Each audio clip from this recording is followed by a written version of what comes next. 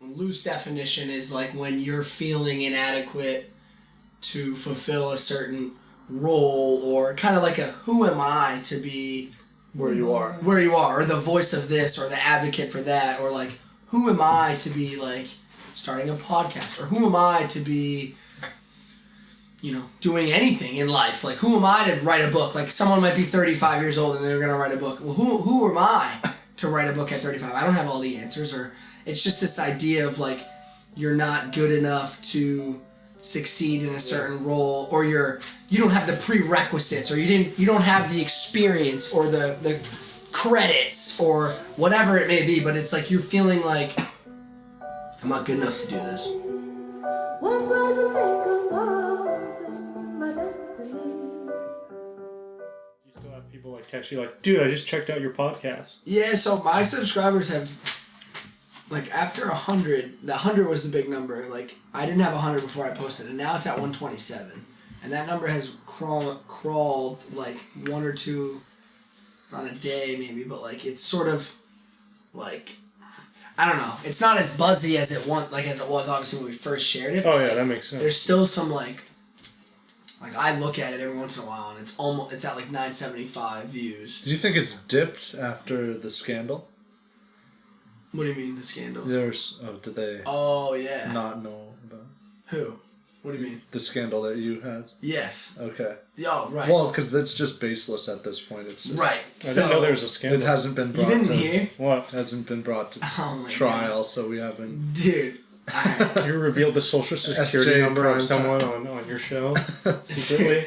We had to get one of my close friends who's also a detective involved, yeah, and he told me that there was no... What did he say? What was his language? Oh, I was completely making up the scandal, but now I remember this. Oh, okay. I was like, no, there was like a legitimate, like... Maybe convince the audience that there's some dark, shady past that you have. Just like, wait, they're all rumors, they're just... Wait, you just made up there was a scandal and Sam just admitted that there was a scandal? Yeah, because it increases notoriety. Like, you get more people to listen if they're just like, oh, he's kind of a bad boy. He's just... Twix one. Twix. Joe, you just dropped your 2 Twix bars. And now they've both disappeared. Need a moment? Joe needs a moment, dude. No. Shout out Twix. Quick plug. Do you want to try the Kit Kat, buddy? And the peanut butter cup. I'm good, I can handle it. Okay, tell us about... because I didn't want to tell Joe about this. Because I wanted you to still be able to explain it, because you told me... No, I didn't want him to tell you beforehand so that we could say on the podcast. I'm trying to think of how it like first originated. My friend Kayla texted me. No, she messaged me. How did this... my phone's dead. I haven't gotten an update in like a week though. Dude, so I got a message that said, hey, like, I just got texted from this number. Is this you? You know, clearly it wasn't, you know, this person knew it wasn't me. They could feel it wasn't me. Then I got another message. And this is from a number that you don't have in caller ID. It's just completely... 612-215-5040. Did you just out the spammer? That's his number. Okay. Text him, tweet him, We'll bleep it. We'll bleep him. Beep! Yeah. So that number...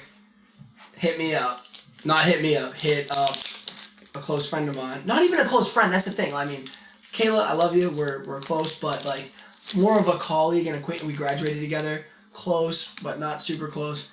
And the messages were like, hey, what's up? How are you? How's school? Like, knew a little bit about these people. But they opened with, hey, this is Sam Johnson. Yeah. Hey, this is Samuel Johnson. Wait, did it seem like they already knew a little bit about your friends too, or were they just kind of asking? A little bit, yeah. Like, so one of my friends, Emily. How many friends? So I had 4 or 5 all female, reach out to me. So this is what happened. I had 2 or 3 reach out to me, right? And then This is maybe the best wingman you could have ever had. Dude, this dude is low key, my guy, my dude, my plug. I could have never thought of that line. Yes, that is me. That's my phone. Actually, yes. So this guy or girl, I shouldn't assume. I shouldn't, you know, who knows if it's a male or a female or how they identify. But they said, this is Samuel Johnson. how are you doing? How are things going? Thanks for the support on the podcast. Shout out. Thanks for listening. Super, like, literally dropped the P word, podcast, and said, thanks for listening. Thanks for the support. I'm so excited about it. Okay, I thought when you sent one of the texts, though, it was like they said, I heard your podcast, and then they, in response, said, like, oh, yeah, I'll take any support I can get for the podcast. Or do you think they knew about the podcast going into this? Personally, I think they already knew. I think that's how they got this sort of idea, or this thing, or whatever you want to call it. Yeah. But you might be right, and I don't have my phone in front of me, so I can't confirm, but there was a drop of the pot, like, yeah, thanks for listening, take all the support I can get, I'm plugging away, trying. I was like, what is going on? And Sarah, this is happening in real time. I'm like, babe, I don't know what's going on, but, because who you texting, who you messaging, because I'm it's just going, what are you doing? Who are you writing the book to? And I'm like, not now, shut up. Wait a minute. And she's going, no, you wait a minute, buddy. Who's Emily? Who's Kayla? And then, bloop, Emily, bloop. Another name. It's like, wait a minute, what is going on? I like to text female friends. I'm like, yeah, they're just my, yeah. But I explained and I said, listen, this is what's going on. This is the deal. Now I remember how it happened. So I'm at my buddy, how it first started. I'm watching the Giants in Tampa Bay. Danny Dimes, baby. Yeah. It was the game. I think Eli got. Did he get benched or did he got benched? Injury? Yeah, he got benched. Right. And so Danny Dimes is diming, and I'm watching the game, and this is so bizarre. I'm at my buddy's house, and his girlfriend was a couple grades below me, Malachi. Shout out Malachi, love you, girl. You're out of school. You don't need to talk about grades. Okay, you're right. We're out. Yeah, I'm an adult. In the real world, we use years. Okay, she was. Yeah, it doesn't even matter. But you're right. I don't know why She went to a different school. Once you pass the age of 20, age doesn't matter until you turn 40, and then it's like everyone above 40, you're just old. Right. You just. Yeah. I graduated real quick. Just aside, I graduated in 2012. So like 03 3rd grade, 07 7th grade. Yeah. 09 9th grade. Like it's convenient for me personally. Like when I was in 1st grade, it was 01. So for me in my brain, I just always just put things into my grade level. But anyways, I'm sitting there watching the game, and she looked at me kind of funny and was like, "Did you just text Sadie?" And I was like, "What? I'm checking my fantasy." Like, no, I didn't text Sadie. Like, shout out to Sadie Kalicki. How you doing? And she's like, well, because you just texted her from a 612 number. And I said, no, I didn't. And then I got home. I didn't think anything of it. I was like, no, I didn't. I'm with you. Like, I didn't text her. But it was so weird because Sadie texted Malachi and said, Sam Johnson just texted me out of the blue. And it just happened that I was with Malachi, who she texted. Wow. Really weird. And I was like, no, whatever. Let's go Danny Dimes. I'm a big Danny Dimes guy. Not a Duke basketball fan, but I'm a Duke football fan. Okay. For what it's worth. But, so then, later that night I get home and I get a message from my friend Kayla, and she said, this is what happened. And then I got another message from my friend Emily, Westbrook girl, Emily. So now it's 3 Westbrook girls. So then I made a Facebook post and said, okay, this is real. I've had 3 separate people reach out, and I posted. There could have been more who never said anything. Yeah. That's so weird. And so I posted a status and said, hey guys, this is happening. It's not me. Obviously, like, LOL, you guys know my number. Like, you know me. I wouldn't, weird.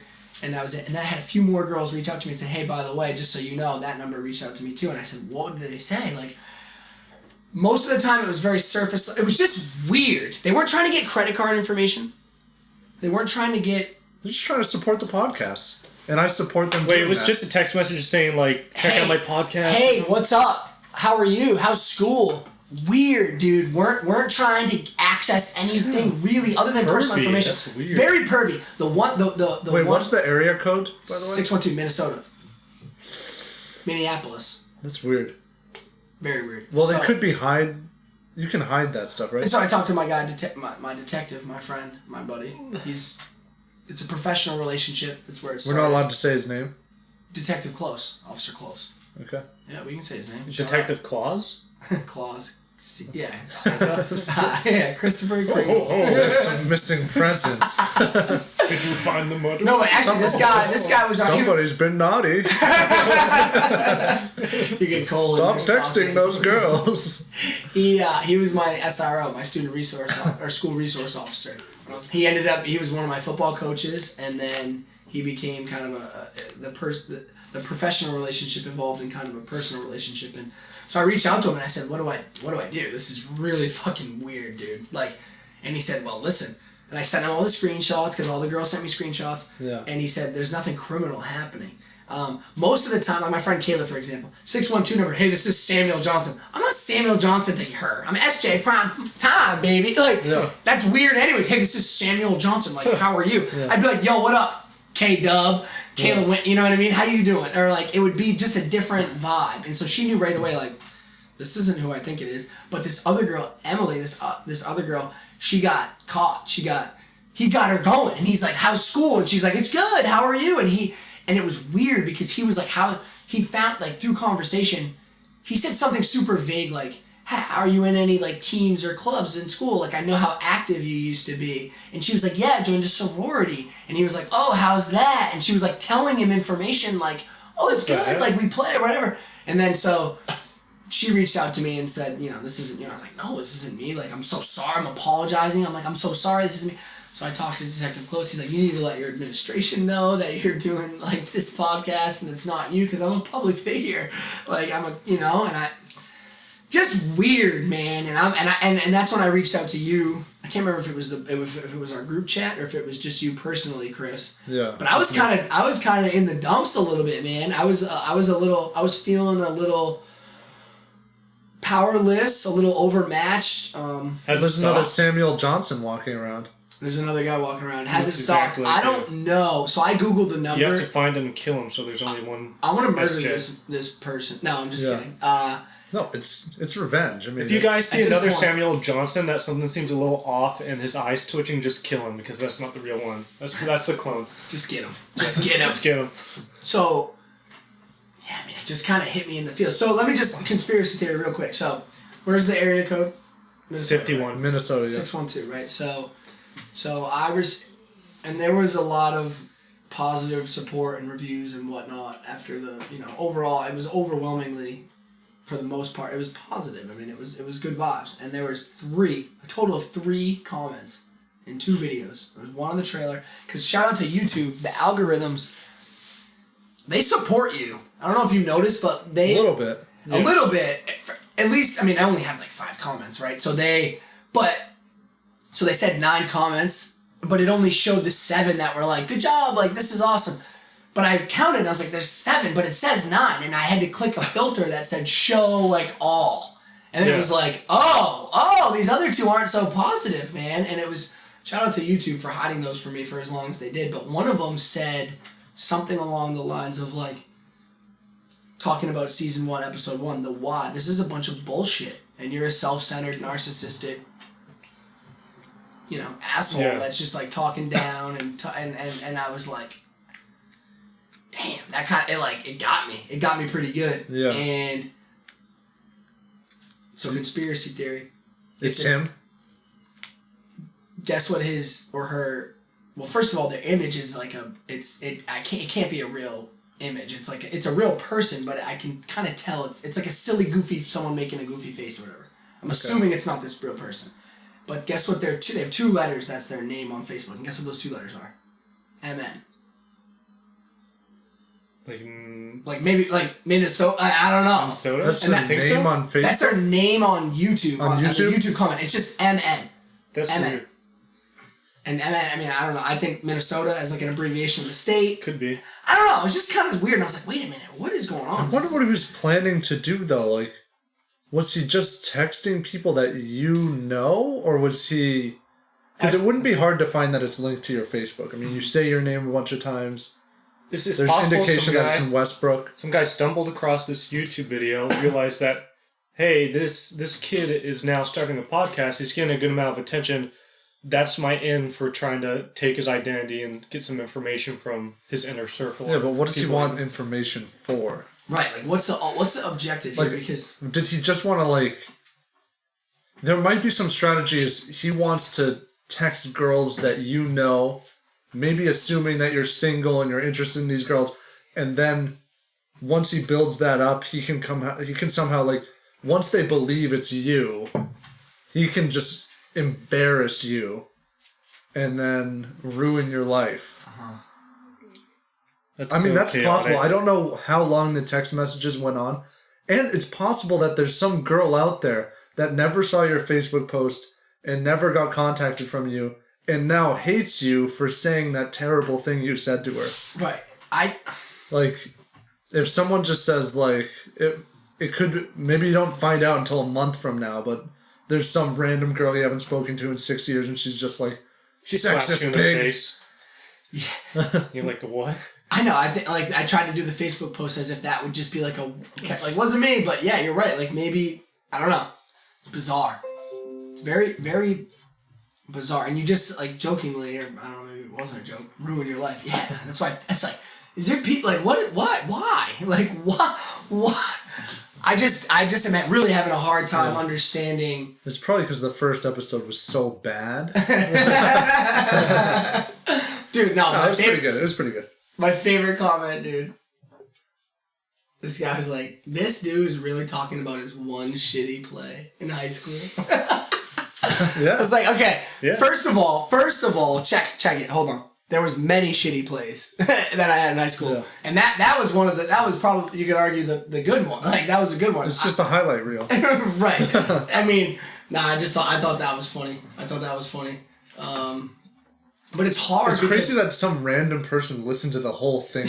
Well, that's it too. It's that Jimmy Wheatley. Can we talk about number 80s? That's at the 37-minute. Yeah, it's hey, you were pretty in, dude. Shout out to you for grinding through. You got through all, a ton of that heavy stuff, and I mean. The why, it had to be heavy, right? In nature, once you hit the 20-minute mark, you're a fan of the SJ Primetime show, no matter what your motive is for listening to it. Right, and if you're... Actually, some people listened to that much, and then they became Samuel Johnson. They wanted to be you. Oh my God. Yeah. I want to be SJ. You just create a cult of personality. A lot of people in Minnesota really want to be Samuel Johnson. I'm seeing people with backwards red hats everywhere now, just walking down the street. And beards, a wisp of gray in them. A little cult following there, huh? A little SJ Primetime. Yeah, I got spooked. I was in a little bit of a funk, honestly, because, I mean, when I first posted the trailer, I was like, all right, it was a birthday gift to me. I very deliberately put it on July 27th. That's my birthday, and it was like, you've earned the right to do this, man, and to try to chase a dream, or to be vulnerable, or to go for it. And I had, like I said, it was all my friends were going, good job, man, we love you, you can do it. And it's overwhelmingly positive from Nana and Grandpa and my friends and my family. And I had 2 or 3 thumbs down. And I remember asking Sarah, I was like, babe, what? And I had all these positive things, but I was so focused on the 3 bad comments or the 2 thumbs down. I lost sight of all the positives, and I'm not. I don't know. I'm acknowledging it, and I'm trying to no, I'm not. I read your comment. I see you. I see your thumb down. That's fine, but I'm coming over it. I'm gonna overcome it.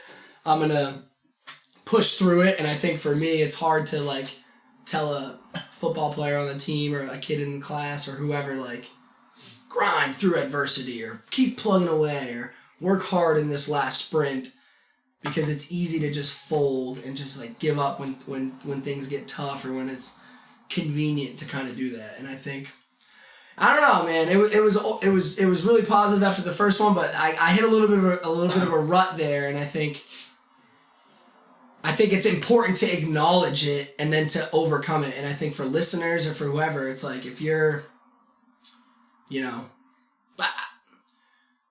me just take a step back. I used to play a game with my mother. We would play a game when I was a young kid, and I mean really 2, 3, 4, 5. We had a red Ford Explorer, and we didn't even have a name for the game. It was the twin game or something.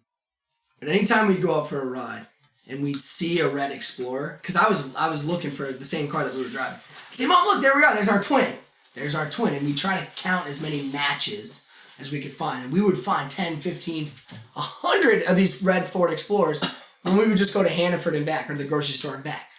And then she got a new car, and it was a black Explorer. And then and we played the same game. and we would see those black Ford Explorers everywhere, all over the place. Then she got a white Ford Taurus, and we would see them everywhere. Then she got a Subaru, and then eventually I became too old, and we stopped playing the game. But no matter what car we turned 22. And then she said, "Listen, stop counting the cars. You're a junior in college, you know." A yellow one, Mom. Mom, look, there we are.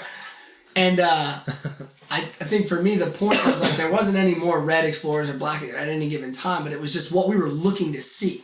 And I was looking for red Explorers, so I found them. Yeah. You know what I mean? Like, and some of it might be like insecurity about it. It's like, okay, is this podcast really good? Oh, there's the comment. Like, there might be 30 positive comments, but like, oh, there's the one comment. Yeah, it is bad, or your reaction is on the surface. You're like, no, it's not bad, but there's some party that's doubting it, so you act with hostility. Mm-hmm. And I think like the thing you always need is when you're going into something, in terms of putting out something that's public. You need to already just go into it prepared that some people will hate it. Like all of your favorite artists, musicians, athletes, like go look at their pages. LeBron is probably the most hated and most well-liked NBA player right now. And it reminds me of, there was this kid in high school who was like, he was just hilarious, but the teacher would always get mad at him because he would make these jokes. But like, we were in this history class that really a lot of times it'd be early in the morning and everyone was just tired and you're taking notes, and it's such a quiet class because it's like kind of a strict class. All of these kids are here for it's an AP class, and so kids are just quiet. They open their books, they start taking notes, and this kid would just always make the day so much better, and he would take these risks with his jokes, and I know like I would just die laughing in that class, and it would be something like, and the teacher would get mad at him every single time. But we had like the class president this was when we were like I think I was a junior, and the class president would give an announcement. It was just some dumb thing like, hey, it's October 14th. Today we're going to say the Pledge of Allegiance, and I'm going to play this song. And he chose a song or a stupid joke or something. And he played this song that he thought was cool. It was like this techno song, and it had like this techno voice. And then this kid, Kevin, just goes, "What is this, Stephen Hawking's new hit single?" and the teacher just goes, "Kevin, that is so inappropriate." And I was just like dying laughing. And Shout out to Kevin, you know who you are. Yeah, and it just made the class so much better. And he would get scolded on like over 50% of his jokes. And I know not only did the teacher dislike the jokes, but I know some of the kids, like not every kid, most of the kids liked it, but there were still like those really like prim and proper kids that were just like shaking their heads in the back of the class. And it's like, we would have never thought that he was funny if he didn't do that. And if he was concerned that the teacher or those two kids in the back of the class are going to think that it's disrespectful to make this joke, no one is ever going to think he's funny. And so that's the same thing with so many things in life, where whether it's putting out a podcast, like you could have a very good podcast, but if you're afraid of one comment or even 100 comments that say, "I don't think this is good," then you're not going to make the podcast.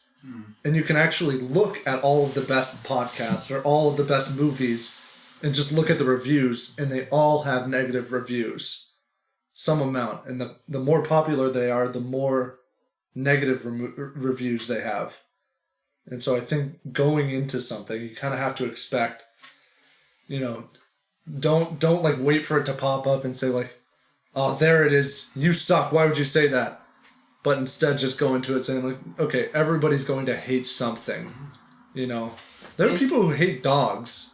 And that's like, what is wrong with you if you hate dogs? But no golden retrievers just like, I do suck. Yeah, I'm a pretty bad pooch. Yeah. Maybe we should introduce ourselves so people know our voices. Holy cow. Because we've been running for like a while now. We can do a separate intro thing too, but...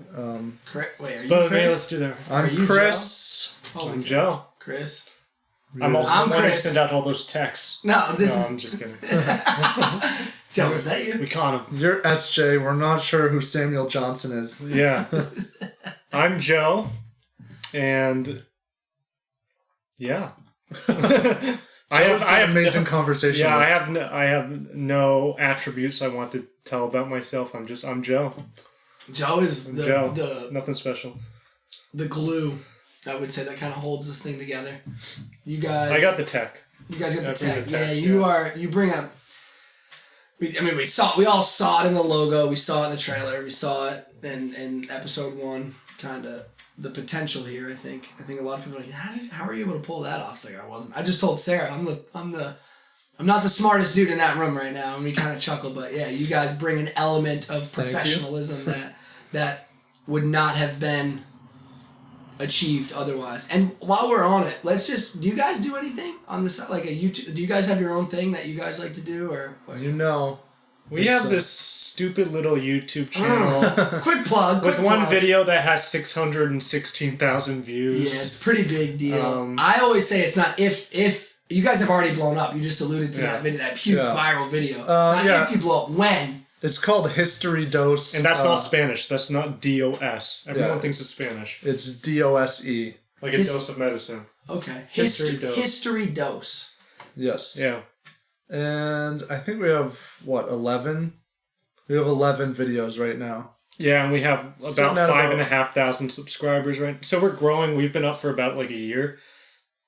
And pretty much Chris is a history major. I'm really good at Photoshop, graphic design, all that stuff, and video editing. So he does the research. He creates the history story that we're going to tell, whether it's like, what did people do before glasses who had bad eyesight? What did a Wild West duel actually look like? Or our recent one about the Easter Islanders.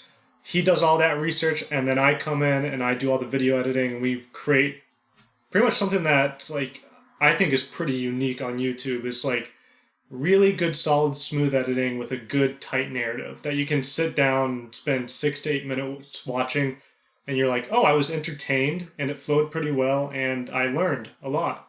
Link in the description. Yeah, we're going to link it. I would say this, too. Get that URL. Yeah! Check them out. Literally right now, if you're not driving, pause. Check them out. Or even if you are driving. If you're driving, it's worth your life. So. Yes, literally. Yeah. They just implemented that new hands-free law. Yeah, but I think you can have a couple touches. So if you hit the link... Just in between, like, stop red lights and stuff, podcast. just hit this podcast sucks. Subscribe and then hit notification. Real quick, leave a quick thumbs down and some hate comments, actually. Yeah.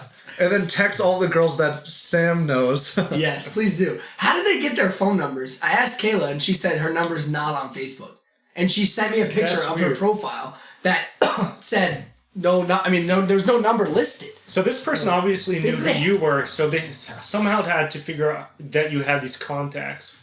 I have an Uncle Brian who lives in Minnesota. Uncle Brian did this? I swear. And he has sons. Dude, he has a bunch, a handful. I have cousins. Kelly. Oh, what are their names? They were so young. Shout out Andrew. To Kelly. Shout out to Andrew. Andrew, you're decent golf. What's the other one's name? Sam Johnson. Sam, listen. No, there's another one of you little bastards. You're a Johnson. I do know that, though. And I think they're in St. Paul area, Minneapolis. I don't know where that. Break into that. Give me a piece of that. I already ate my Twix. Yeah, we got some candy. You can have this. But what I was gonna say about the history dose is because it's more, I'm thinking out loud here, but because that's a pretty, like, the market is there's a lot of cooks in that kitchen, if you will, right? Yeah. I mean, there's a lot. But that's why we're trying to do something different. Like we intentionally have a style that's unpredictable with editing. We have very tight cinematic storytelling, which is like a lot of the history channels that do video essays type things. It's more like a slideshow that's just lecture format, and it comes off really dry. Yes. So it's a to your point, it's a glorified PowerPoint.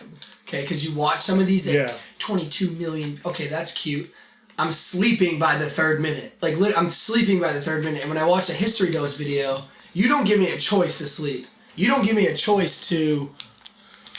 It's 1744. We're on the ship. That's my best Chris. Or is that Heath Ledger? That's weird. No. And it's like you guys don't give the audience a choice, but to be you thrust us in the middle of the action. We don't give you guys a break. We're no pauses in the narrative. You're just coming along with us no matter what. And I mean, you can kind of discover your style too based on like what you dislike, and so there's just so many channels out there. There are really good history channels out there, but there are some other ones should we that bash seem a to be specific one, or should we? Let's tear them down. At history. We probably shouldn't, just in case people. But they, I mean, so many of them will just start out and like, they give you a summary of everything they're going to say. And that's the worst. Like, in the 19th century, the British colonial empire expanded to here. Today we're going to be looking over their explorations in India, South Africa. And then just start right there. And how about, like, let's start with something violent or mysterious. Give me the blood and guts. Let's start in the story and then use the story to explain the history. Right. And the way I was thinking of it today is that when you read, if you were going to read a book, just a fictional book about a character, they never start by saying, this is the location that the story's going to be set in. These are the dates that the story will take place in, and here are the names of the characters. That's a terrible way to tell a story. Yeah. And the only difference with history, so in a novel, you just learn that stuff as you go along. That's the same way you should be telling history, because we know the story is the best way to convey information in an engaging way. And so it shouldn't be any different. We shouldn't be giving you a summary of every single point like it's a professor's slideshow. It should be, here's one character, here's what's happening, here's the conflict, here's why you should be invested in it, here's what happens, and here's the setting along the way. And then I think from that point, you end up remembering it better, because instead of just obscure names and dates, you remember, oh yeah, this guy killed that guy right after the Civil War. And like, whatever. There are like, not going to mention anything like any channel specifically, but there are like other YouTube channels where they will literally, before they tell you the story of this historical figure, they'll give you a timeline of their entire life, saying, this is when she was betrayed by her sister, or this is when she was poisoned by her vassal. And it's sort of like, okay, well, now all those twists and turns in the stories would surprise me.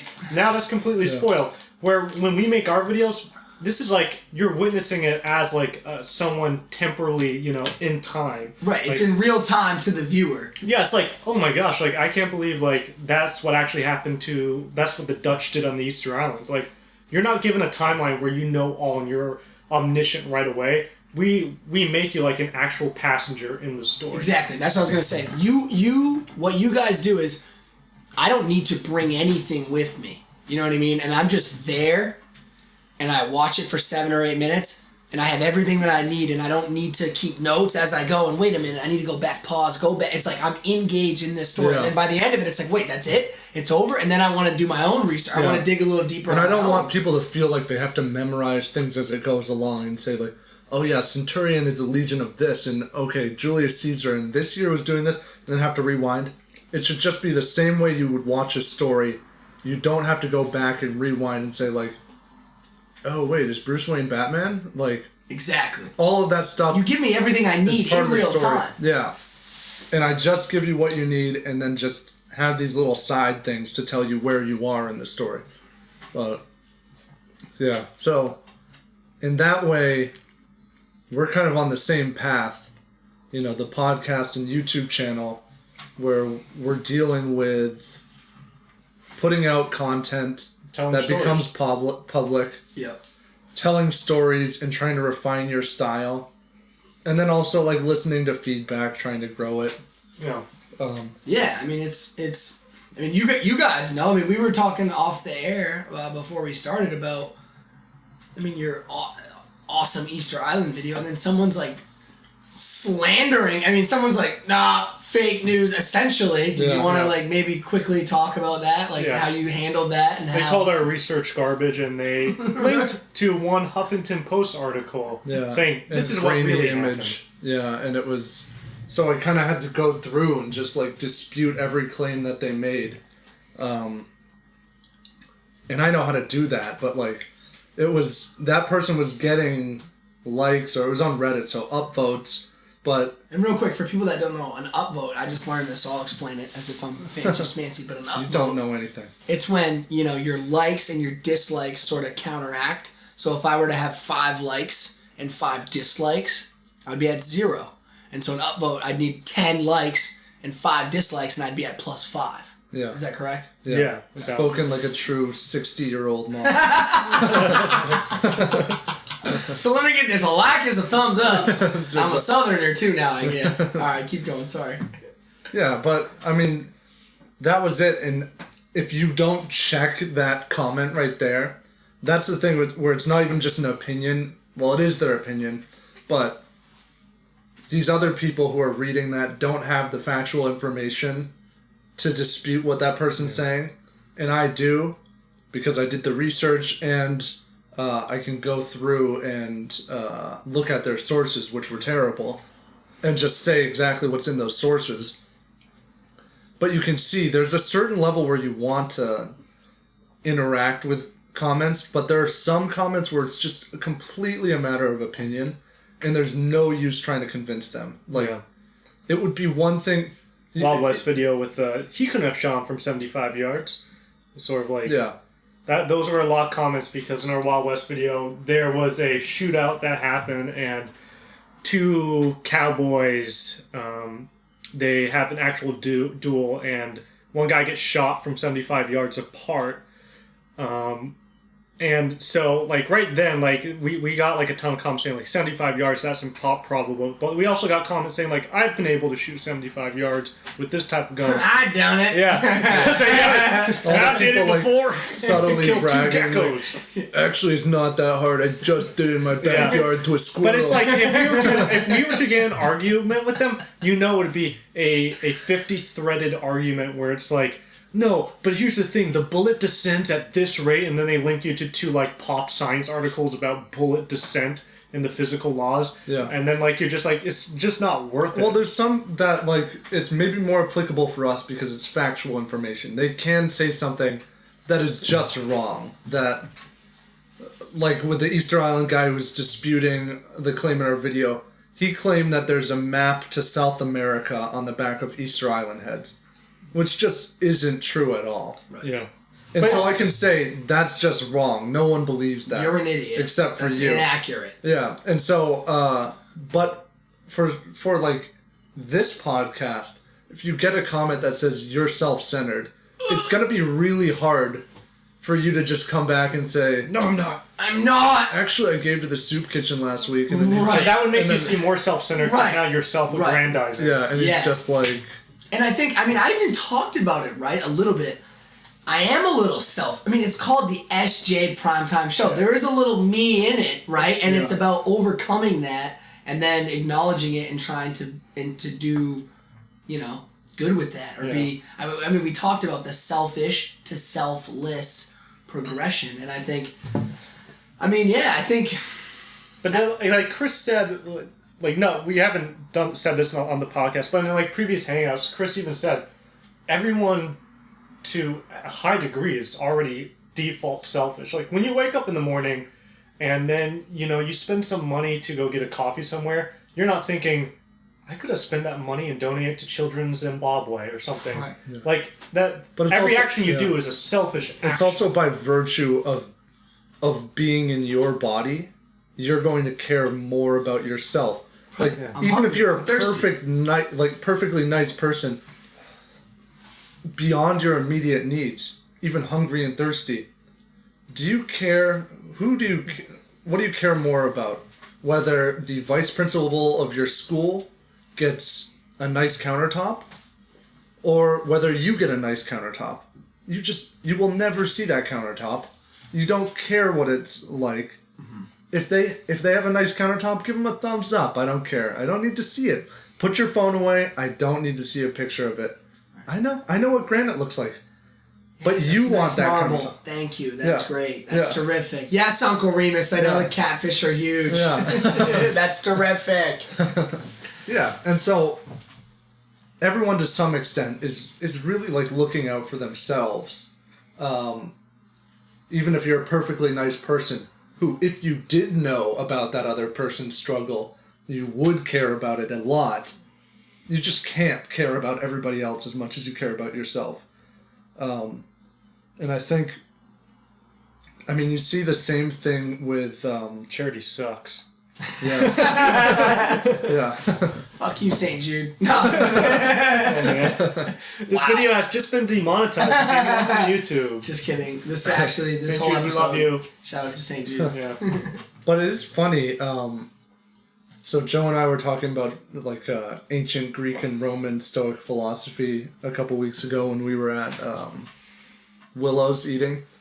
Shout out to Willow's. Shout out Willows! People in like California will not understand that. Most people. And so we were talking about the philosophy of Stoicism, and a lot of it is, it doesn't have anything to do with what we think about the modern use of the word stoic, where it's just somebody with no emotions, but it's really just a system of evaluating your own emotions and starting to realize that that we aren't our emotions, but and actually those emotions aren't really connected to external events. It's just our perception of those events. Yeah. That Marcus Aurelius who's known as kind of like the father of Stoicism, Roman Emperor Marcus Aurelius. He kept a diary. He has a good quote which says, if something external to you, back up, the Stoics, the school of philosophy in general, divide the world into externals and internals. The internals were your judgments of the world. The externals were things that would happen that you don't have control over. So you might not have control over the fact that it's going to be storming on the sea today. So maybe you're going to get mad because now you can't sail your boat. But the thing is, your internal disposition of being mad and being in a bad mood all day because you can't sail your boat isn't for 1 second going to control that storm and make it disappear. Mm-hmm. So the Stoics, like Marcus Aurelius, has a beautiful quote from his meditations where he says, if something external to you, so something that you can't control with your own mindset, something external to you troubles you, it's not the thing in itself. It's not the thing that is actually evil. It's your estimate of it. So he's saying that your own judgment of this external thing that you can't control is what's causing you suffering. And then he says after that, in this, your own judgment, you have the ability to do away with at any moment. Yeah, and that is like... So that gives very very liberating thing. Damn. That really applies to anything. So you can look at the comment there and say... Go Marcus, shout out to Marcus Aurelius. It's a problem in the way that we think about the world and use language to explain it. So you would say that this comment made me feel upset. But if you're actually breaking it down and being honest, it's your opinion of that comment that made you upset. Yeah.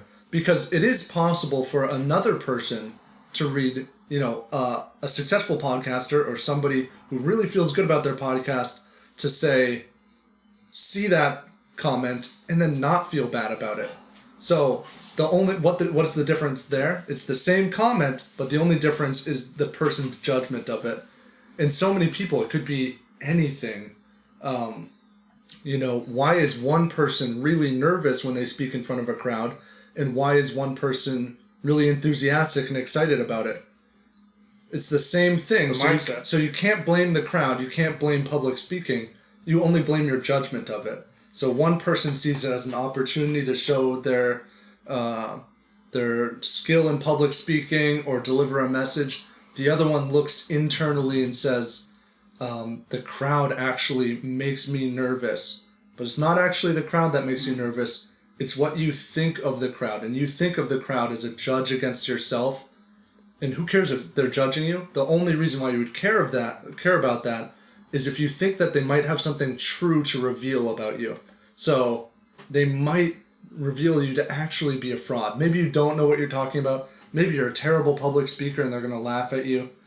And so you can really, that sort of differentiation between an external object or event and our emotional state is like very powerful, because you start to realize that you can't start blaming things on the world around you, because and you can just logically look at it.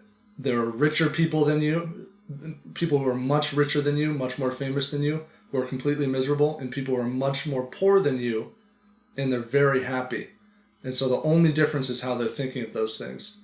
And I think, that once you have the basic needs of survival, like if you're eating and you're not dying and you're kind of covering your bases that way, you can really like start to accept the world around you. And it doesn't mean that like you start settling, you say that's good enough, but there still is something really powerful about it.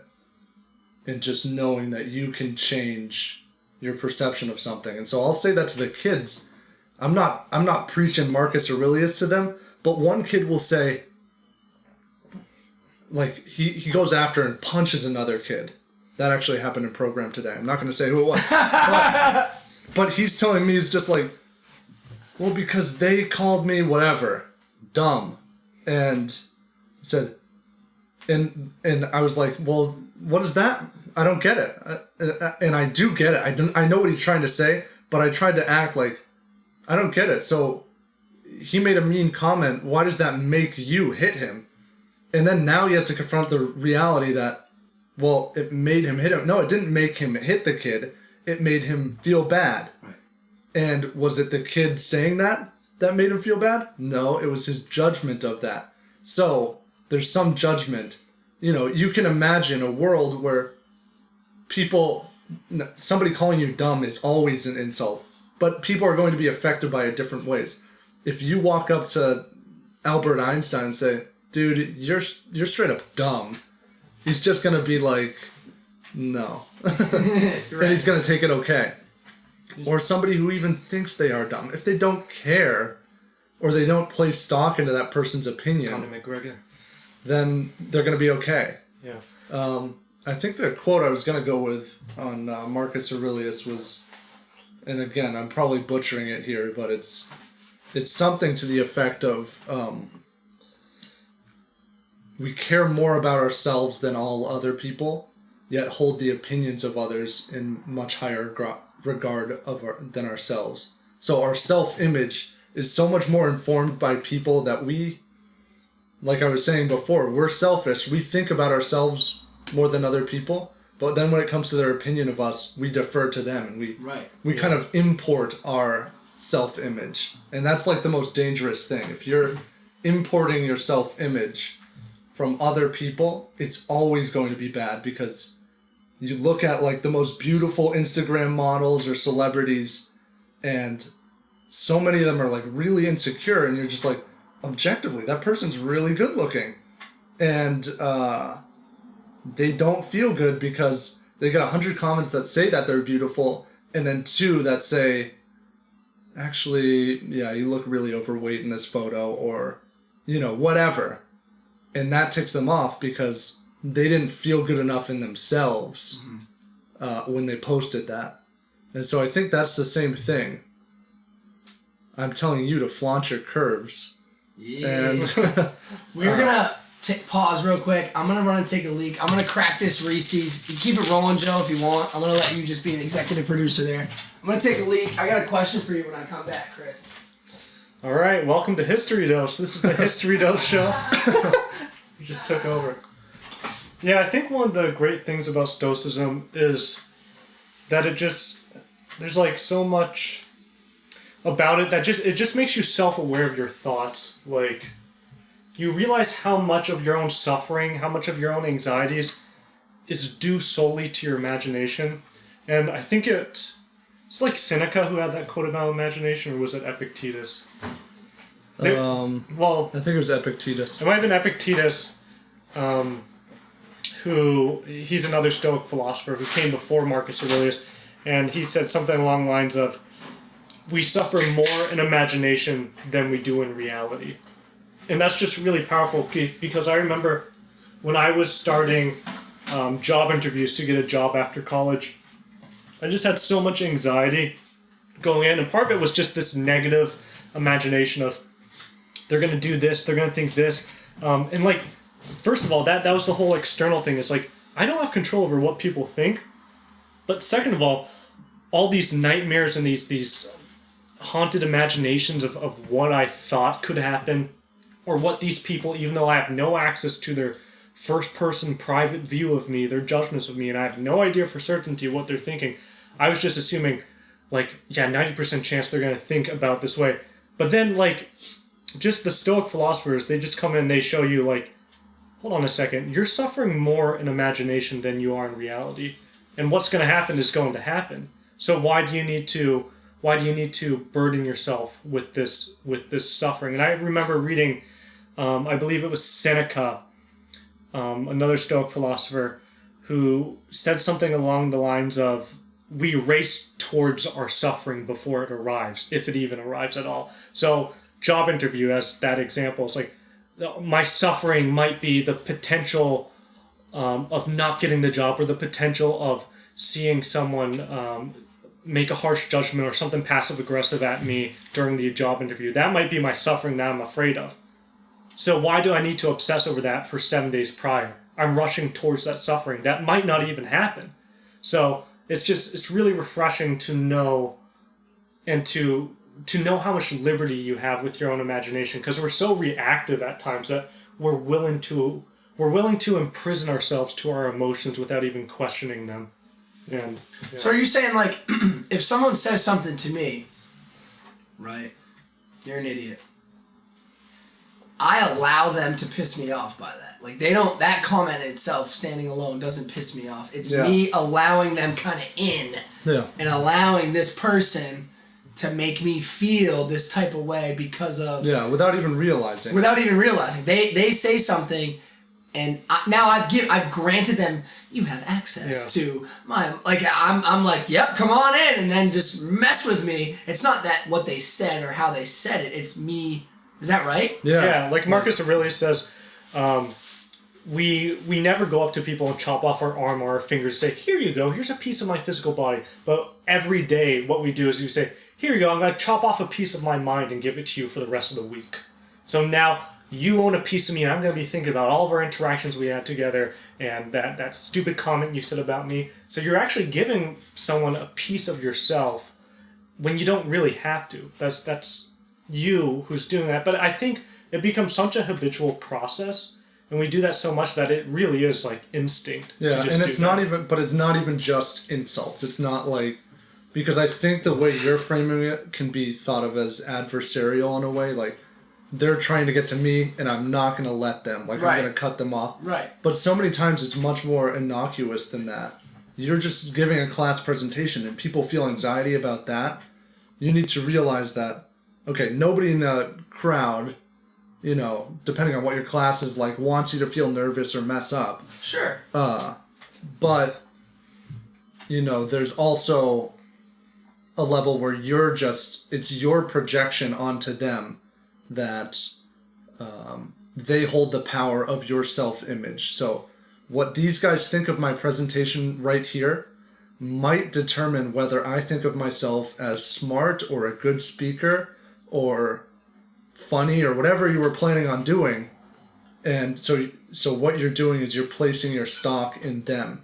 And so it isn't objectively that 5 people in a room cause anxiety. It's that your perception, whatever judgment, whatever opinion you have of the idea of presenting to people, that's what's causing you anxiety. And so it's a really liberating thing, because you can't change the fact that there are 5 people in the room watching you, but you can change your thought about that. And you can never change the fact that there's going to be mean comments on your videos, right? But you can start to change your perception. Yeah.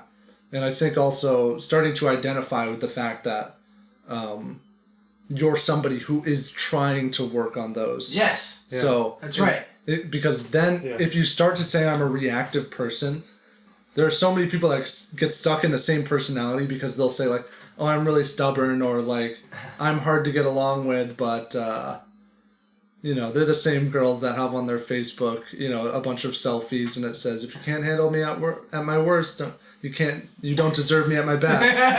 Shout out to selfie girls on Facebook who do that. And, shout out to you. It's just like, you know I don't want your best. Right. So then, are we trying to, like, for the listeners, like what's the message here? I guess, like, what are we? Go for it. Well, don't even. Yeah, but I think it comes down to like every form of anxiety. So whether it's a goal that you want to pursue, whether it's you really wanted to become an artist, or you just wanted a promotion at your job, it might be something like that. But it might also just be something like you don't really feel comfortable talking to this member of your family. Which is very real for a lot of people. Yeah. Myself included. Yeah. I have some family members that I've shy away from because I don't know. And some you don't want to talk to, but some, right. Some you do want to talk to, but you feel some anxiety talking to them. Right. And so it can be really helpful to start to think of it in the ways that I'm not afraid of talking to, let's say, Uncle Brian. Because He framed you, so... You son of a bitch! You're not afraid of talking to Uncle Brian, for example. You can just break that down to its most basic beliefs, which is... So you're not afraid, you have fear about being uncomfortable. Why would you feel uncomfortable talking to him? Now that's where you start to pare things down. So that's your judgment on the event. So Uncle Brian isn't scary by himself, but your judgment of it is that you would feel uncomfortable, and you would feel uncomfortable because he might reveal the fact that he doesn't really want to be involved in your life. You know, that could be somebody with like their stepdad or whatever, their biological dad who doesn't want to see them. Right. And you're afraid that they might say that, and then it's going to become a reality. Maybe in your mind you could somehow fantasize that they actually wanted to be a part of your life, but just hearing it that they don't want to is really scary. But then it can help motivate you to start to do those things because you realize, oh, I'm not afraid of that. What I'm afraid of is feeling discomfort, or actually maybe I'm just afraid of finding out the truth. And you shouldn't really be afraid of feeling momentary discomfort, or especially if you're actually finding out the real truth about something. Yeah. And so I always think, like, whenever you have fears or anxiety, you don't have to go and read ancient Stoic philosophy, but it can be helpful to just really start to question the way that you're thinking about something and the language you're using to talk about it. Yeah. And so instead of saying, this thing makes me upset, break that down. That's not a good enough reason to be upset. Yeah. Like, you can't find what, I remember writing something down my journal one day, and I was really anxious about some event. I was just like, for some reason I just wrote down, where's that anxiety? Find that anxiety. Can you point it out? And I would answer it in my journal. I was like, can you point out where in the world is that anxiety? And then I was like, okay, well, what can I point to? It's like, I could point to that upcoming event that I'm anxious about, but it's not like that upcoming event is some concrete form of this instantiation of anxiety. It's just, this is what anxiety is in itself, is this event. And I was like, oh wait, I found out after I asked all those questions, the only place I could find that anxiety was inside myself. So I realized that, okay, so that's where the source is. That's where the source of my anxiety is. That's where my problem lies. Isn't in this event, it's in my estimate of it. It's in my judgment of that event. And I think what Chris was saying was, like, really, whenever you feel reactive or you feel like in the moment, like, oh my gosh, I can't do this, or you start doubting yourself, you should really start to doubt your own doubt and start to question, like, okay, why am I thinking this way? What is, like Chris said, like, you break it down, you figure out, right, why can't what's the core belief? Because it's obviously Brian isn't a villain who's gonna torture me or something. It's like, he just framed you and texted all those girls from Westbrook. Uncle Brian. Shout out to Uncle Brian. You're done. And so, it's just really... There's also another cool thing called rational emotive behavioral therapy, which came out in the mid-20s. Say that slower. Rational? Rational emotive behavioral therapy.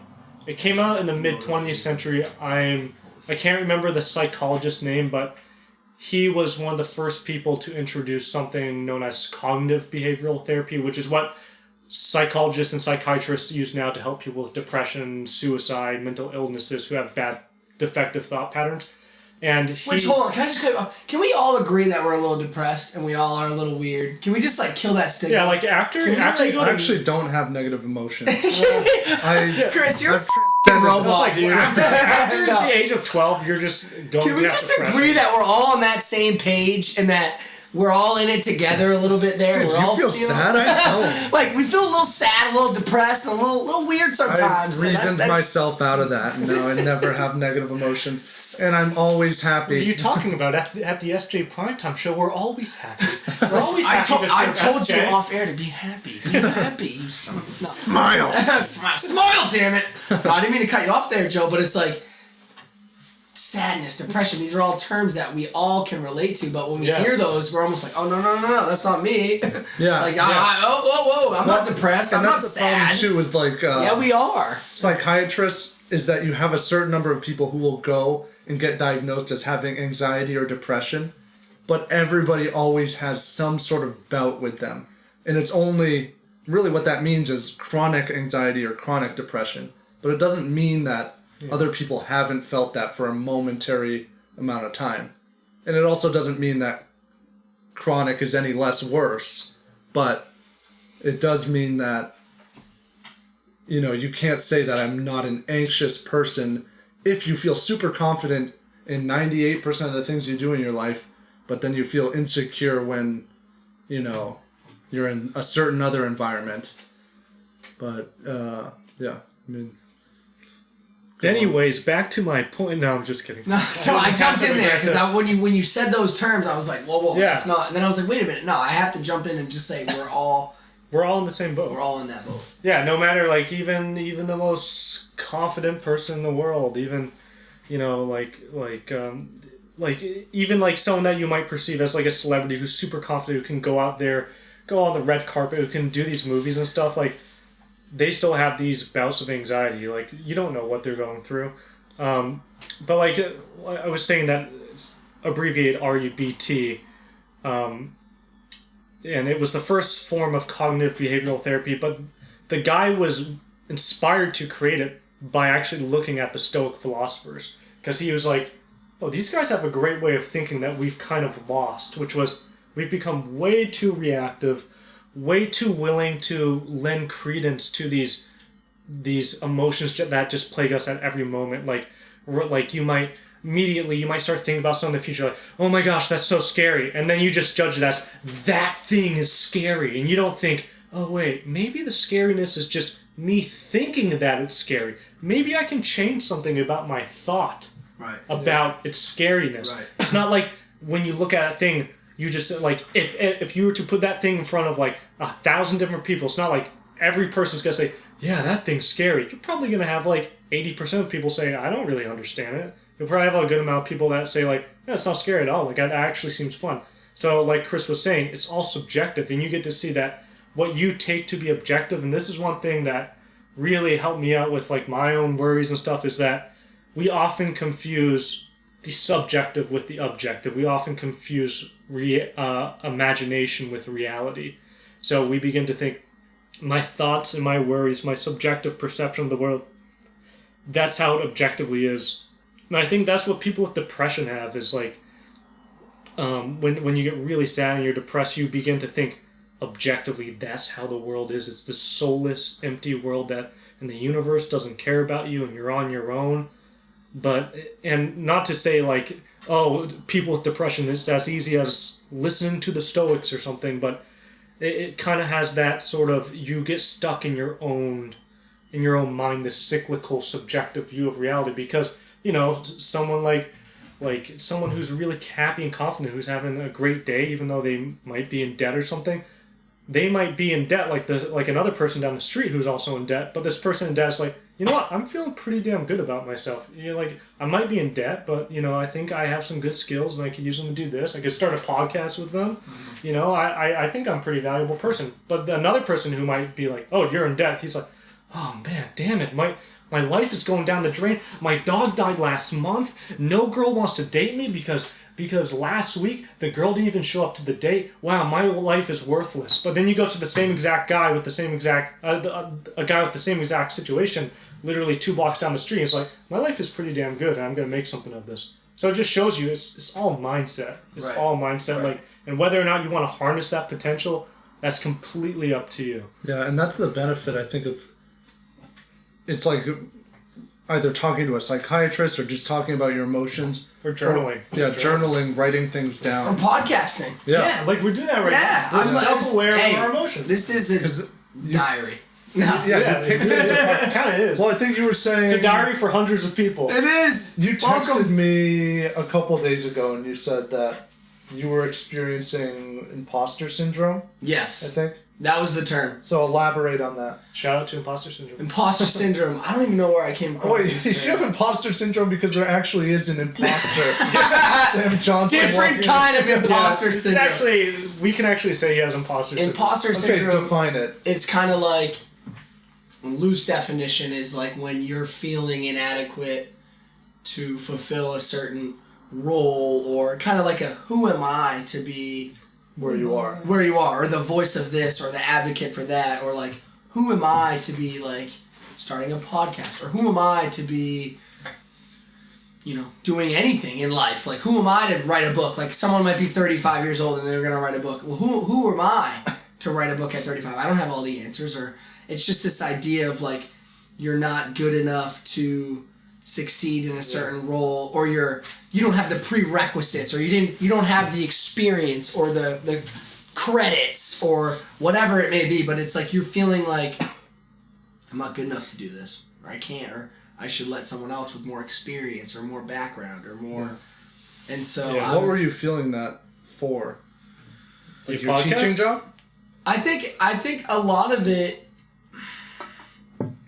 I think it's sort of blended, you know. I think the imposter syndrome, I think most of it came from the podcast, but a lot of it, you know, in my professional life as well. Someone who's coaching, and I'm in year 5 now, and I'm starting to finally, just now in year 5, coming into my own a little bit, feel like I know what I'm talking about. The first few years, it's kind of like, no business coaching these, like, you know what I mean? I didn't play at the college level. I wasn't a stand, as you guys know, I wasn't a standout in high school you guys football. Saw that play. You saw my play. I didn't score. Okay, it was good. It didn't amount to nothing, but so just, like, who am I to coach or tell, for example, be explosive. You know, I'm telling a wide receiver, get a good stance, a good start, catch the football. I led my team in drops. You know, it's like, who am I to tell this kid to catch the ball when I dropped 1 million of them when I was in school? Or who am I to tell this kid to study hard and do your homework when I didn't, you know, but I didn't necessarily do those things. But now I'm at a point where I feel like I'm starting to kind of figure it out a little bit. And now, again, I'm coming into my own a little bit as a person. I don't have any answers at all. I have way more questions than I do answers, but I took this survey a couple years ago, and there was this word intentionality that really stood out to me.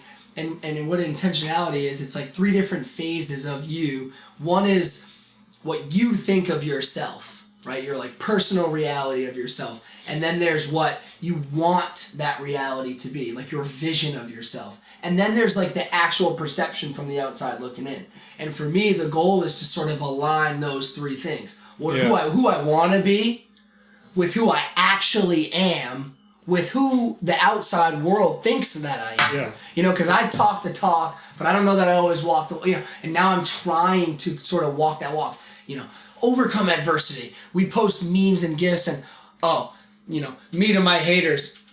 And it's like a, whatever face. But no, I read the comments. I hear the comment. I want to cry over it. You know what I mean? I'm like, and myself said it. Oh my God, I'm the worst. I never want a podcast again. You know, it's like, why did I do that? Yeah. But it's like, for me, it's about matching who I want to be with who you think I am, with who I actually am. It's trying to align those things. And that imposter syndrome, I think it manifests itself. It divides that. Yeah. And it, but, you know, it's tricky. It's tricky. Yeah. I also think it's also helpful to really define what you're fearing too. And so, what would it mean for you to not be an imposter? Like, who could be in your role and not be an imposter? What separates you from them? What would a qualified coach look like? Somebody in your place. How could you not be an imposter? Would it be someone who didn't drop that many passes in high school? Is he more qualified to tell somebody? But then you look, okay, there are really good basketball coaches or football coaches that never played in the pros. Brad Stevens of the Celtics, that guy's never making the NBA.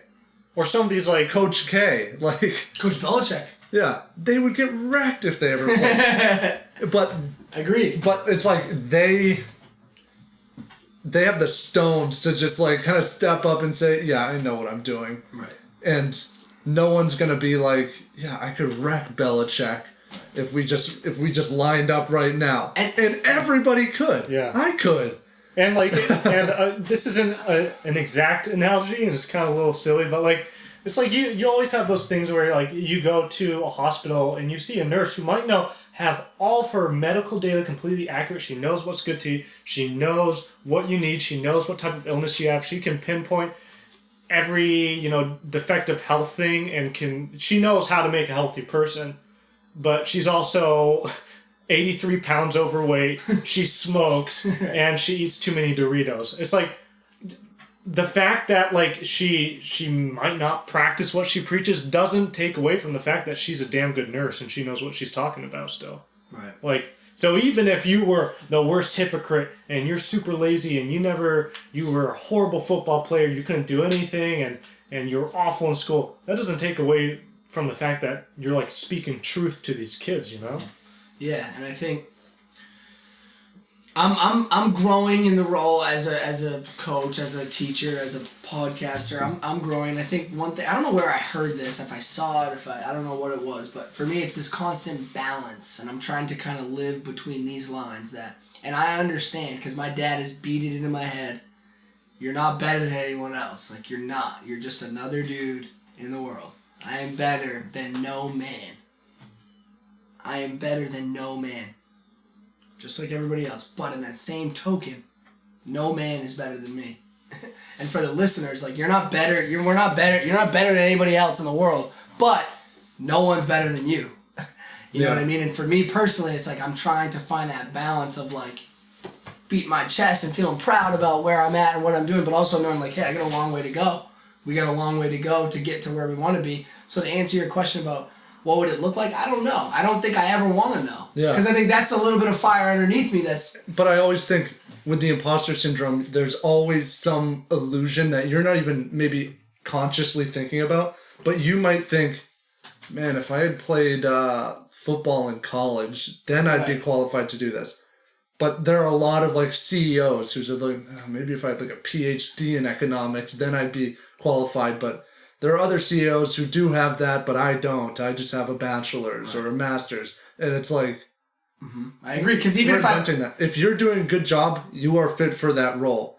And imposter syndrome, they say, is very common among grad school students, especially med school students, who they can be doing well in school. And actually, they said this when I went to Cornell, the first the orientation. They said there's going to be a lot of you who feel you got in as a fluke, and none of it was a fluke. Now, I did meet some people there where I was that's probably a fluke. A little fluky. But, that was a fluke, dude. But they at least said, no flukes. You guys are all meant to be here. And that actually helped me psychologically, because I was saying, you never know. Because you're sitting next to these other kids and so what are you better at, English or math? And they're math, but I got a perfect score on both on the SAT. And you're just cool, so why am I here? Cool, so I'll go bleep myself. Oh my god, good talk. Yeah. Right. Yeah, and it's challenging, man. And I didn't mean to cut you off, Joe. You're on a mission there, but it was the depression and it's it's so relevant. Yeah. We all associate with that stuff, and we're so much alike. I would argue we're more alike than different. I think that's partly due to we live in the digital age where everyone can, instead of feeling motivated to go out and talk to someone, you just go on your phone or something. Or the news too. The news is so depressing because that's what sells is, Right. Blood, guts, political turmoil, and war. I mean, every time you turn on the news, it's like, you live in a really shitty world, and here's more of it. Right. And I think that's part of it too, is that people feel dissatisfied with the world. They feel dissatisfied with their place in it. And I really bet, like, almost everyone monthly goes through some type of imposter mode. Like I go through it, like, thinking, like, oh, what the heck am I doing? Like, why am I even here? Right. Like when Chris first... Chris doesn't go through this stuff, because Chris is a robot. I actually don't. I usually don't suffer imposter syndrome, but that might be due to, like, some arrogance or something. Well, because I always just look around, and the way I do it is I can kind of compare... You can always think of somebody who was less qualified than you or less competent than you. Maybe not in the same organization or company, but somebody has done more than you with less. Right. And so if they can do that, why can't I? Well, I never get caught in the trap of thinking, like, oh man, I'm not supposed to be here. Because I can look, even if I don't know that person, somewhere in my mind, I'm like, okay, there's an idiot out there who isn't very good at public speaking and isn't a very good writer, and he loses his temper really quickly. And I don't have those problems, and he's making triple my salary, and he's decorated in this position or something. It's like, okay, so I should be good where I am, and that's why, like, when I would have really hard classes at Cornell, that's when I took non-history classes. Like, when I was good in, like, the science and stuff, but, like, I took a calc class, and I had only taken pre-calc in high school, and so I was taking a full-on calc class against, like I said, a lot of these kids had perfect scores on their math SAT, and it's a curved class, so it required so much effort. But, like, the thing that kept motivating me was, like, okay, there are people who have done well in this class who had less math intuition than me. Maybe not this class, but some calc class somewhere. They've made it work. And maybe it's super hard work. Maybe it's memorizing how to do this problem. And that's kind of what I had to do. And I did okay. But, I know I wouldn't. I had an average score. Right. And it was curved to a B, which kind of sucked. But it was like, it took so much effort to get there. Wait, what sucked? That you only got a B? Yeah. I mean, wow. but that's like the average. I was going to say, wait a minute, you got a B. Yeah, that really killed my GPA. A B would have helped my GPA. Chris has never had depression. He's never been sad. He's never had imposter syndrome. His lowest grade is a B. He's pissed at Get the hell out of this room. I put an A+ effort and I got a B. I would stay after. They would have all these calc info sessions. I would meet, like, with the teacher outside of class and try to learn all of these things. And so I never wanted that to keep me back from, like, doing well. The fact that I know on some level, you can't say everyone's equal ability at everything. Some people just have a better math mind than others. Doesn't mean that I can't learn math, but it does mean if I'm being graded against people who have a better math mind than me, I need to work really hard. And that's what I had to do. And it took so much effort and so much stress. And it was terrible. Dude, one of the things that I will say, about you, Chris, is that you've helped me so much. You're a prick. No. Well, you are a prick, but no. Because I asked you, because I lean on you personally, professionally, whatever it may be, and you too, Joe, but Chris, I asked you, like, how do you deal with a video that maybe, like, that is legit, but it only gets 100 views or 1,000 views, whatever? And your response was something, and correct me if I'm wrong, but it was something along the lines of, I'm like, okay, whatever, that's underrated video. I know it's better produced, or I know it's legit, and it's underrated. And you use that language, underrated, or underappreciated, or whatever it was, but for me, that was like, okay, I like that. It's like that swagger about your own content, or feeling positive about what your mission is, or like me personally knowing at times, sure, I'm a little self-centered. I'm a little, narcissistic. Sure, I'll give you that. But for overall, I'd like to think I do more good than I do bad, or that I'm a net positive and I give more than I take. I take stuff, sure, I'm selfish. That's what I do. I mean, we're people. But I'd like to think that I give more. And I don't mean physically taking things, but I'm saying like giving out to the unit, holding doors or saying please and thank you and just doing things. And so when you said that about, it's underrated. Whatever. I just make the next one, and I know that video was awesome. Yeah, and it's just low key. Our philosophy, as I said to Chris, like just keep on buying that lottery ticket every time. It's sort of like you keep on creating new content. Like, wow, this one we got 1,000 views in like 2 days. That's not a lot. And then you're like, okay, we'll move on to the next one because we know we have really good content. Right. It's just a matter of people noticing. And it's like your opinion of content that you produce or yourself should come from yourself. Exactly. Yeah. Exactly. That's what the why has to be from within. It has to be from you. Yeah. And so the creator. Listeners, if you've got a why, show me. Let's see it. And so come on. Me saying I think it's underrated. # what's your why? Yeah. But yeah, me saying it's underrated isn't me saying I think this is a flawless piece. I mean, we go back like 2-3 videos ago and we're just like, okay, we really messed up there. That's bad. We wouldn't do it that way. And we still see it with our content today. But those opinions are my opinions of my video. And maybe my opinion can be informed by other comments. Maybe somebody brings up something I didn't see and they say, oh man, this animation didn't really make sense. Why'd you do it? And I can say, oh yeah. But it's up for me to consider whether I'm going to take that criticism. And that's what you should do with everything. Or like the audio. If you feel something's really good and you look at all the pieces and you say, okay, this is a good piece of content. Or if it's not your content, maybe it's yourself. I feel like my performance as a teacher is good. Then it doesn't really matter if someone makes one comment or 20 people make that same comment. Maybe if 20 people are saying it, you listen a little bit more. Sure. But it's still up to you to decide whether you think you're doing a good job or not. Yeah. Like there is kind of like certain lines you have to draw though where you have to delineate between is this criticism legit or not? And I mean there's haters gonna hate. Yeah, there's this mindset where like someone comes in and says, wow, this is sourceless, stupid material. And if you're confident in your own ability and you're confident that you think this is a good video, you're just like, oh, that's just not true. So I don't care about that because that's the same as some guy coming up to me and saying, the moon is made of cheese and I have a nose that's 40 foot long. And you're like, that's not true. So I'm not going to believe that. Right. And so you can just discard that easily. But what we did notice was our audio wasn't perfect. And I did get told by some friends and some people in the comments, like audio could be a little better. And so we considered that and we were like, okay, that's something that actually is true. So we cashed out and got a really good mic. And part of that was actually we were able to buy the mic because of the Patreon donations we were getting.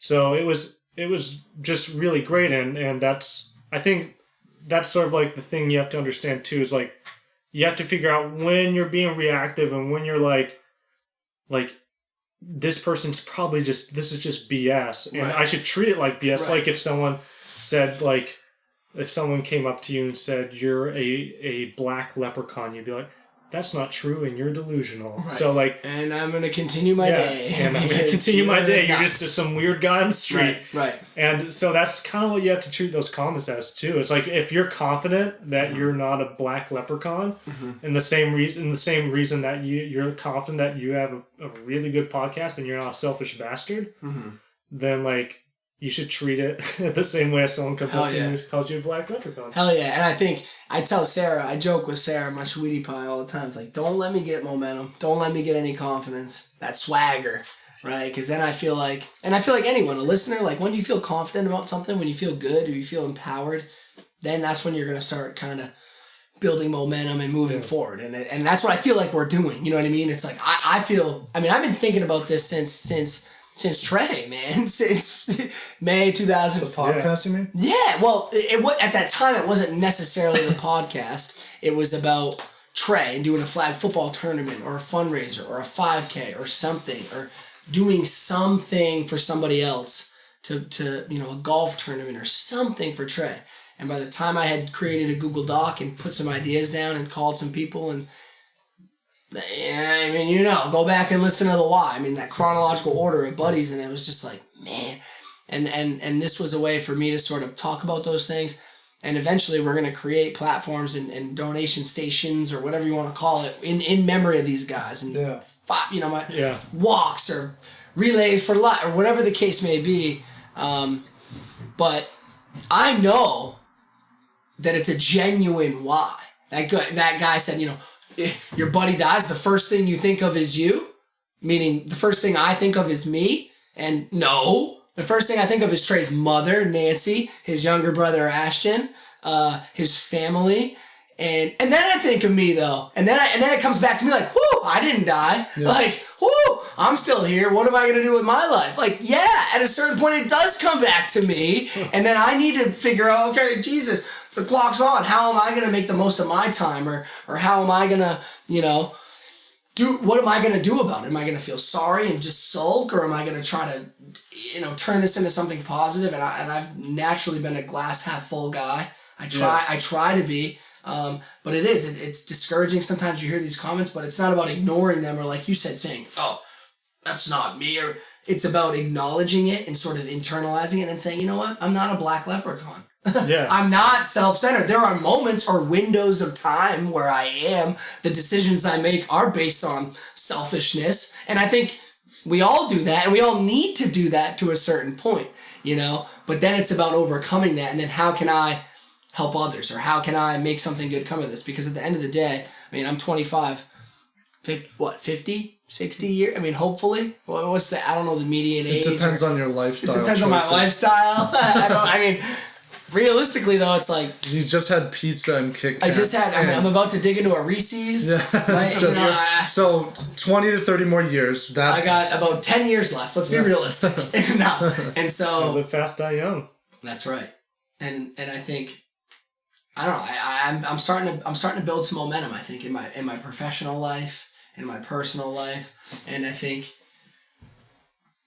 I'm excited. I'm excited about the opportunity to work with you guys moving forward. I'm excited to see what develops. I'm excited to continue to search and to not have answers and to ask questions and to see kind of what transpires and how it transpires. I feel like, and that imposter syndrome, it's like, I got a podcast, tune in, and inspirational, like, what do we call this thing? I don't know. I'd like to talk some sports. I'd like to talk about the Pats defense, you know what I'm saying, at a certain point. I know you're a Packers guy. Who's your team? You're an NFL, you're an MMA guy. I don't really follow a lot of sports. Who's your UFC guy? Depends on the division. We're going lightweights. Who's your guy? Welterweight, featherweight. I mean, who do you got? I mean, I would like Conor McGregor to make a return. I also like Dustin Poirier. Okay. I don't like Khabib that much. Khabib? You're not a Khabib guy? I respect him. Okay. I respect him. But I think he's good. He's really good. He takes everything to the ground. And I mean, yeah, that's skill. But I like to see people, stand up and fight too. Well, are you a boxing fan? I don't really watch boxing. Because they have a sport. There's a sport for that. Yeah, true. I was gonna ask because earlier, and now, the angle, and I know that we're audio right now. We will get some cameras in here soon. But have you been working out? Are you like? No, I'm just wearing a too tight shirt now. Have you guys been going to the gym at all? I haven't been to a gym in a while. I do calisthenics. Okay, what does that mean? What is that? So that's all body weight stuff. Dips, pull-ups, believe it or not, listeners, I'm not a weight room guy. I'm not a gym guy. So. Stick with the Reese's. I stick with exactly. I mean, I think we are building momentum. You know what I mean? We are building momentum, and I think for me, I'm going to read the comments. I'm going to see the thumbs down. We're going to see that stuff. You're going to see the comments on Reddit. You're going to, at times, pick and choose your spots about when to comment back, when to speak out, and when to just kind of let it marinate. Let it marinate a little bit and let it just sort of be there. And whatever. Let it turn into something or let it dissolve. But I think for me personally, I feel good about where I'm at, and I feel good about where I'm going. And I think, as we're wrapping this up, I think one of the plans that we have too is also let's go another 2 hours to bring on some guests. Besides me and Joe, but someone, maybe it's an expert or somebody who who can speak to some subject. Right. And if you're talking about anxiety, maybe you bring in a psychiatrist that has experience with that, or a professor that studied it. Those are just speculative ideas, but that's what we'd eventually like to have. Is maybe it's Bill Belichick. Yeah, we could He's have head football coach. Yeah, he's a terrible football player, so. Yeah, we can get some more bad football players, not just me. We can get some more on here. But Chris and I were even talking about, there's this guy who wrote a book that's gotten like kind of moderate attention, and he's been studying our over-reliance on AI and treating it like it's super intelligent and that it's going to rule the world, and we become way too reliant on it, and he thinks that's actually going to end up ruining us psychologically. So we were thinking, like, it's not a long shot. The guy's not like, he's not like some famous guy in the heights of academia. Yeah, people it's not a long shot to just email some guy at his university, his university email, and say, like, hey, dude, I know you're a professor in this department and you wrote this really cool book about AI. Can we Skype you in and do a podcast with you? 20 minutes? Yeah. Can you give us 20 minutes on 20-minute podcast, and then we could do 20 minutes talking to him. 40 minutes afterwards, we just talk about it too. Right, too. Yeah. Right. So I think that's where this thing is headed, right? The first couple of episodes have, I think, the why. We'll title this one after. We'll see. Maybe the how or the where. Who knows what we'll call it. But it's sort of taken a mind and shape of its own. But I think eventually this becomes a sort of guest forum. We're gonna get some visual. We're in the new studio live, Portland, Maine. We recorded the first one in South Portland. So things are happening, and hopefully you guys can see it with the logo, with the trailer, with episode 1. You can see this thing kind of developing right before our eyes in real time. It's heading in the right direction.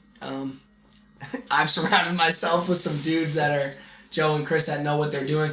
I said the Duffer Brothers that does Stranger Things. Yeah. Well, the Feely Brothers, like, know the name. You know what I mean? Know the name, and you'll say, wait a minute, the Feely. You'll be saying, listeners now will be saying, oh yeah, I listened to those guys back in the 5,000 subscriber days when they were on History Dose just starting. But I can't help but think the three of us are headed for, and I don't even know what we want. Yeah. I don't know where we want to go, We're but gonna get canceled for making some offensive jokes on this podcast. Oh, shoot, Black Leprechaun. All those Black Leprechauns right now listening to this are so pissed off. We're tearing them down. We're bringing them down. Like 10 years from now, what did you mean when you said black? Exactly. Dude, we need to have like a PR podcast where we bring on a Black Leprechaun and we apologize to We say, him. listen, hey, Yeah, man. we're sorry. We didn't know. It's nothing personal. Right. Hey, man, this was good stuff. Okay. Guys, thank you for that's tuning a wrap. in. Yeah. Hey. SJ Primetime Show, man. Thank you guys for Hear the listening. theme song. All right. See ya.